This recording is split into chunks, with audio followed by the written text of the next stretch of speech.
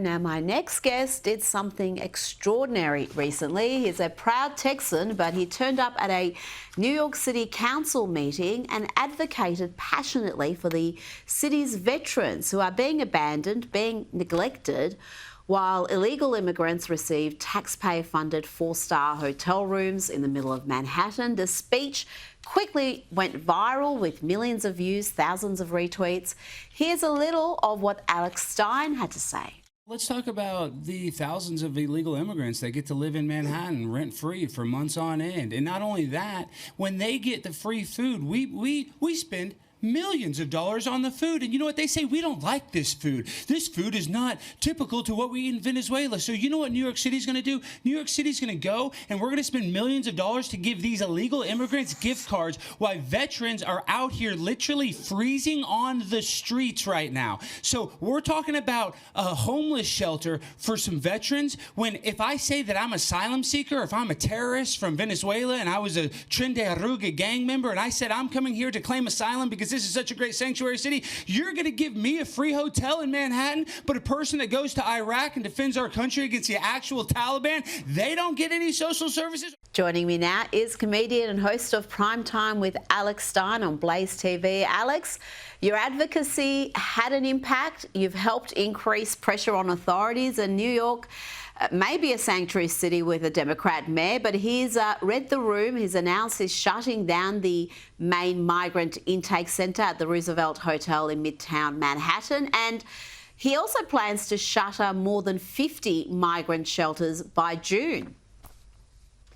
You know, and Rita, listen, I don't want to sit here and pat myself on the back whatsoever. I don't want to do that because a lot of people have exposed what's been going on in the middle of Manhattan when it comes to the Roosevelt Hotel and how illegal immigrants are able to just stay there on months on end. You know, people are staying there basically, I think there's people that have been there over a year, free room and board. But one thing that I do know is that the person that was running that meeting is a guy by the name of Bob Holden. And Bob Holden was running this Veterans Commission because he wants to help out veterans in New York City. And my speech, I have word from Bob Holden's staff that it was instrumental in Eric Adams making the decision to, you know, say this on Monday that they're done with the Roosevelt Hotel. So I'm not saying this to brag, but I never get any wins. I go and I speak at all these meetings and everybody thinks it's so dumb, Rita. And finally, I have a meeting that it goes so viral and I actually hear from the city council that it had a big effect. And like I said, other people exposed the Roosevelt Hotel. It's not just me, but just the fact that I got things in motion. It makes me actually feel really good. But you've been exposing it from the start. You've gone to the hotel, you've shown what's been happening, the fact that they won't let homeless veterans in there. But if you're a migrant who's arrived in America illegally, you're welcome. Now, a big part of why these migrant centres are also closing down, as well as your advocacy, is the fact that Donald Trump has largely solved the border crisis, the thing that they said couldn't be solved, and he's done it in a matter of weeks. Is quite remarkable. But I've got some bad news for you, Alex, some disturbing news to impart. Your biological stepfather, Tucker Carlson's life may be in peril. Former Navy SEAL and current Congressman Dan Crenshaw, he was caught on a hot mic saying he'll kill Tucker if he ever sees him. This is after an interview with GB News' Stephen Edgington. Let's first have a listen to what was said during that interview. Just coming back to this $100 billion to Ukraine, I know that people like Tucker Carlson will make the argument that there's a real opportunity cost there. You know, we could have spent that money on the border or fixing, you know, issues in America. Yeah. What do you make of that argument that all this money could have been spent to help Americans and not Ukrainians? Well, you can walk and chew bubblegum at the same time. You know, we spend 75–80% of our budget on a welfare state in America, on Social Security, Medicare, and Medicaid. I would love to ask Tucker what he thinks that $100 billion should be spent on and if he would vote for it as a conservative. Tucker doesn't know what he's talking about. And Alex, this is what he had to say after the interview. Have you ever met Tucker? We've talked a lot. If I ever meet him, he's the worst person. So he says, if I meet him, I'll effing kill him. He followed that up with, I'm not joking. He's your state's congressman, Alex, from the great state of Texas. Do you approve of these threats against Tucker Carlson's life? Seriously though, Alex, this is crazy antics from a supposed Republican. Well, forget about whatever political party he's a part of. This shows you how insensitive Dan Crenshaw truly is. And he's a guy, and I appreciate his service, lost his eye fighting and defending this country.